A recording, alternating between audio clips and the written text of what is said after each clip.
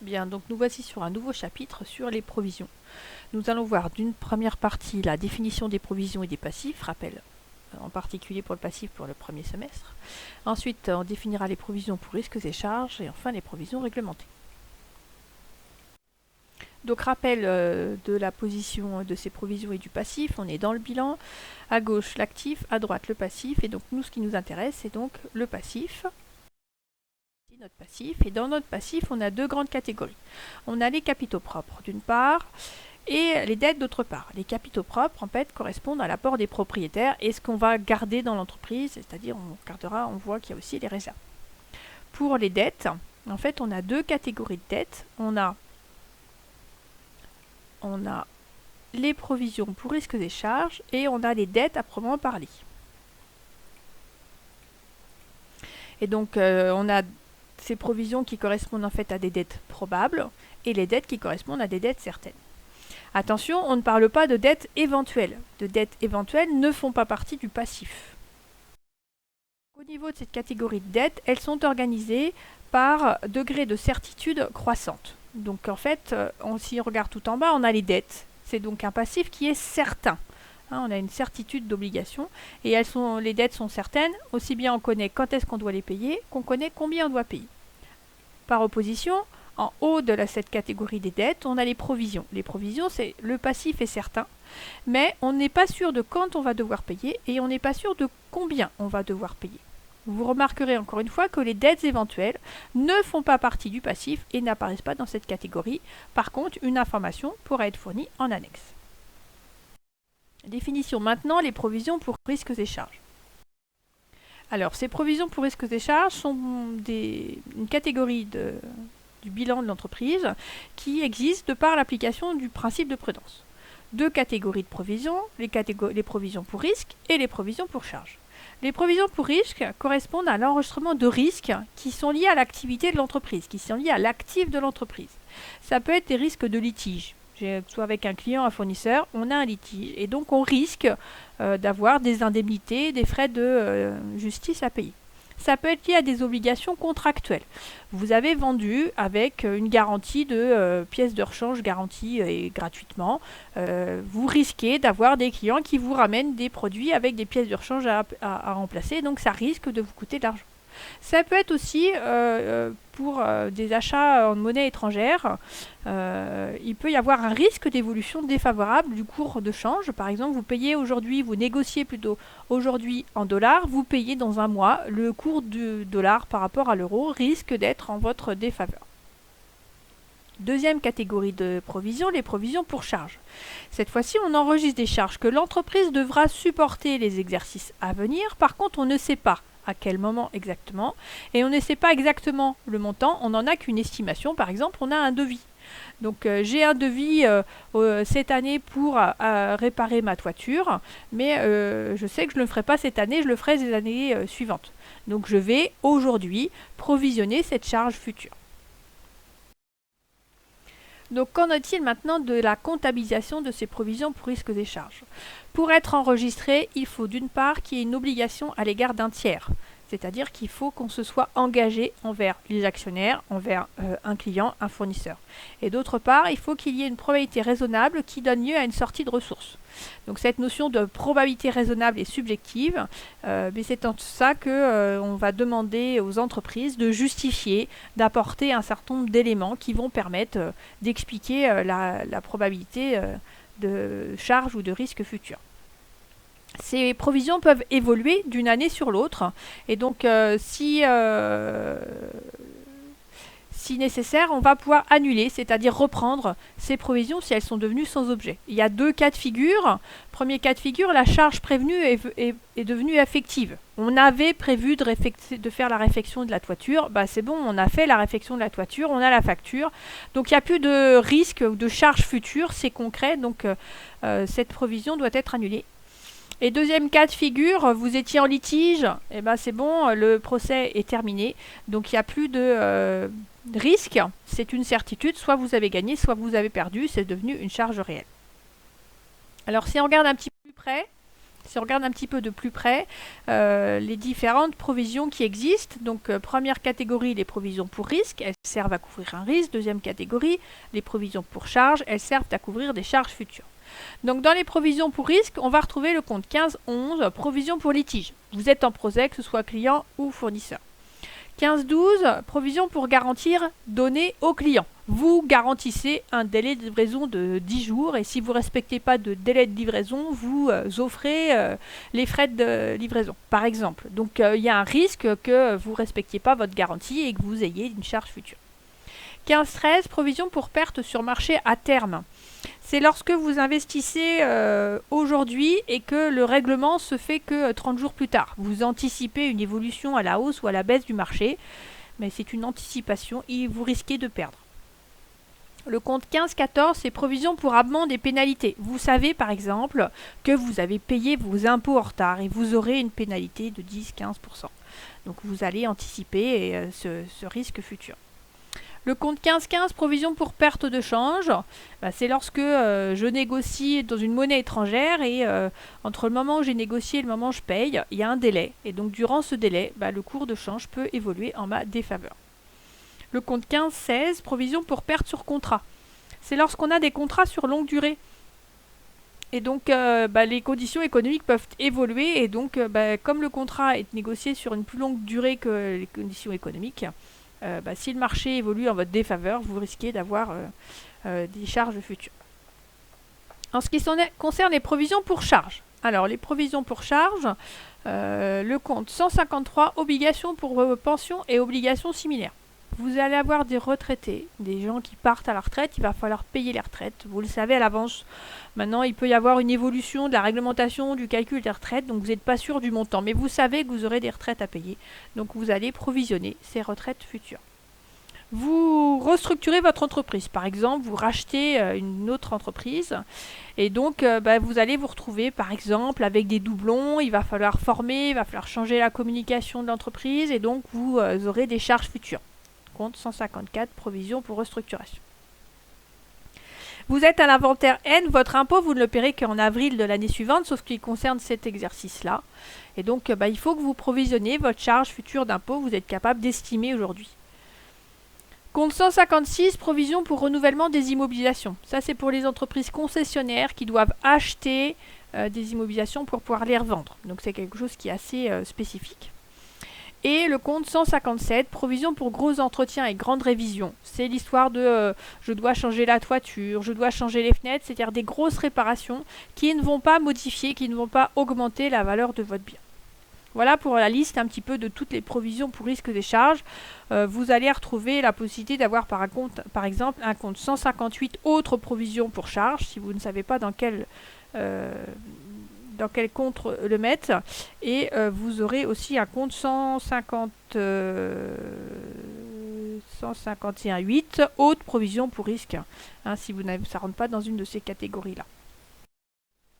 Alors en termes de comptabilisation, la comptabilisation des provisions pour risques et charges, on a d'un côté le début d'une charge, d'autre côté un crédit d'un passif. On vient de voir le crédit d'un passif, donc on va débiter une charge. Le schéma d'écriture des provisions, c'est des dotations provisions, c'est le même schéma d'écriture que l'on a vu lors des dépréciations. Donc on va débiter une dotation en provision et le numéro de compte de la dotation en provision qu'on va utiliser va dépendre de la nature de la charge. Donc 3 cas de figure. Premier cas de figure, j'ai une provision qui a un caractère d'exploitation, qui fait partie du cycle d'exploitation de l'entreprise, qui est reproductible. Par exemple, un litige. C'est quelque chose qui fait partie de l'activité classique du cycle d'exploitation d'une entreprise. Donc on utilisera une dotation en provision d'exploitation. Et le numéro de compte, c'est 681, le 1 pour le caractère d'exploitation, et 681,5 parce que c'est une dotation aux provisions. Si au contraire, cette dotation aux provisions concerne le cycle de financement de l'entreprise, concerne les produits financiers, on utilisera le compte 686,5 pour donner le caractère financier. Et si c'est quelque chose de tout à fait exceptionnel, non reproductible, on lui donnera un caractère exceptionnel en utilisant le compte 687,5. Lorsqu'on va annuler ces provisions, on utilisera un compte de reprise. Le même compte de reprise que celui de la dotation, on va juste changer le 6 en 7. Donc selon le cas, on utilisera le compte 781,5, 786,5 et 787,5. Pour les provisions pour risque des charges, pour bien comprendre une petite application de cours que je vais vous corriger à la suite. Comme d'habitude, je vous conseille de lire l'énoncé, de vous arrêter, d'essayer de faire et ensuite seulement de reprendre la vidéo pour regarder le corrigé. Alors, la société Travel Planet, société de voyage, d'organisation de voyage qui est un petit peu en difficulté en ce moment, engage en avril de l'année N un plan de restructuration qui va entraîner un plan social avec des licenciements. Ce plan social est évalué à 12,5 millions d'euros. La société envisage de comptabiliser une provision à la clôture de l'exercice N. Donc première question, est-ce que les conditions pour créer une provision sont réunies? Et deuxième question, si ces conditions sont réunies, passer l'écriture d'inventaire. L'exercice continue, les syndicats de l'entreprise contestent ce plan social et après renégociation au cours de l'exercice N+1, ce plan est réévalué à 15 millions d'euros.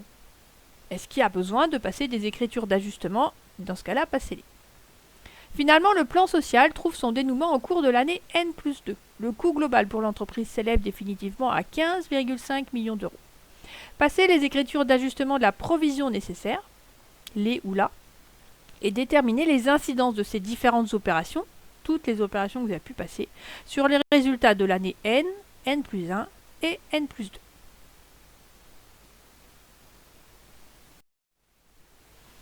Donc vous avez essayé de le faire, voici donc une correction de l'application. Donc premièrement, est-ce que les conditions sont présentes pour créer une provision? Alors si on prend la réglementation comptable, un passif résultant d'une obligation à l'égal d'un tiers, dont il est probable ou certain qu'elle provoquera une sortie de ressources au bénéfice de ce tiers, sans contrepartie au moins équivalente, est attendu de celui-ci. Ici, qu'est-ce qui se passe? On a voté un plan social, on sait qu'on a une obligation parce qu'on l'a voté et ça va nous coûter de l'argent. Donc, on va avoir une sortie de ressources sans contrepartie équivalente, c'est-à-dire qu'on va licencier, ça va nous coûter de l'argent et en contrepartie, on n'aura rien, on ne va pas payer des gens à travailler. Donc on a le droit de passer une écriture de dotation aux provisions et donc à l'inventaire N, on va débiter un compte de dotation aux provisions exceptionnelles. C'est un plan de licenciement, fait pas partie de l'exploitation normale de l'entreprise, c'est un caractère non reproductif donc exceptionnel. Donc j'utilise le compte 687,5 pour les 12,5 millions annoncés et je crédite 154 provisions pour restructuration pour 12,5 millions. Question suivante, l'écriture en inventaire N+1. En N+1, on me dit quoi? On me dit que le plan social, son coût du moins, a été réévalué, qu'il est passé de 12,5 millions à 15 millions. J'ai donc une augmentation de mon risque de 2,5 millions. Je vais donc passer une nouvelle écriture de dotation aux provisions exceptionnelles pour 2,5 millions. Toujours même écriture que tout à l'heure, 687,5 à 154 pour 2,5 millions. En N+2, mon risque n'existe plus puisque mon plan social a donné lieu à une facture certaine de 15 500 000. Donc, ma provision pour risque n'a plus lieu d'être. Il faut donc que j'annule ma provision. Je vais donc à l'inventaire N+2 passer une reprise pour provision exceptionnelle de 15 millions. Attention, on reprend la provision pour le montant pour lequel on l'avait doté et non pas pour le coût réel des 15,5 millions. Donc j'ai une reprise pour 15 millions et je débite 154 provisions pour restructuration. Finalement, quel a été l'impact de ces différentes opérations sur le résultat? En N, on a enregistré une charge, une dotation exceptionnelle de dotation en provision, une charge donc de 12,5 millions, donc on a une baisse du résultat de 12,5 millions. En N+1, on a enregistré une nouvelle charge de 2,5 millions. Et en N+2, on enregistre le coût de la restructuration pour 15,5 millions, mais on a repris la provision d'un montant de 15 millions. Donc finalement, on a en N+2 une baisse du résultat de seulement 0,5 millions, c'est-à-dire la charge qu'on n'avait pas anticipée. Et donc les provisions, ici, on se rend bien compte qu'elles ont comme objectif d'anticiper les charges et de limiter, de lisser un petit peu l'impact au niveau du résultat de l'entreprise. On n'attend pas d'avoir la charge pour prévenir les différents tiers de l'entreprise et donner une information dans les comptes. Voici donc pour les provisions pour risque des charges. On continue et on fait la troisième partie qui sont les provisions réglementées. Alors les provisions réglementées, première chose, ce ne sont pas des provisions. Alors le vocabulaire ok, mais ça ne répond pas du tout à la définition qu'on a donnée précédemment d'une provision.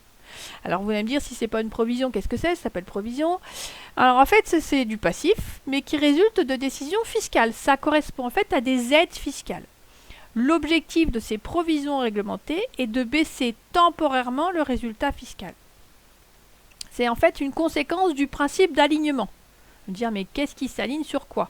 C'est une conséquence du principe d'alignement du droit fiscal sur le droit comptable.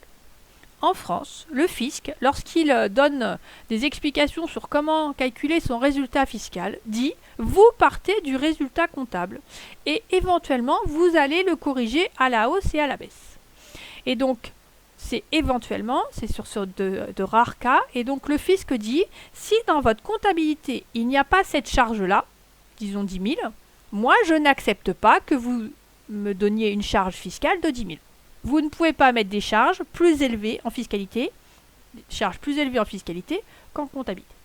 Donc en 1982, quand le plan comptable est devenu obligatoire, le législateur, dans la loi de 1983, a dû trouver une technique comptable pour essayer de montrer où étaient ces dispositifs particuliers et a réfléchi comment les enregistrer comptablement. Donc il n'y a pas d'autre justificatif à ces écritures comptables que des considérations fiscales. Et donc le législateur a dit, ok, on va faire comme si c'était des provisions, on va mettre d'un côté un passif, de l'autre côté une charge. Donc la comptabilisation des provisions réglementées correspond en fait à une comptabilisation comme les provisions pour risques et charges, sauf que ça a forcément un caractère exceptionnel, donc on va débiter 687 lorsqu'on va augmenter cette provision, lorsqu'on va la diminuer, on sera à un compte de reprise, donc on va passer le compte 787, et on va utiliser le compte 14, provision réglementée. Alors dans la suite du chapitre, on va s'arrêter là sur les provisions réglementées, c'est quelque chose qui sera revu pour ceux qui vont approfondir la comptabilité en prenant l'option gestion comptable et financière. Par contre, voici une application à faire. Je vous laisse le temps de la lire, de prendre note et d'essayer de la faire et vous aurez le corrigé un petit peu plus tard. Bon courage à vous!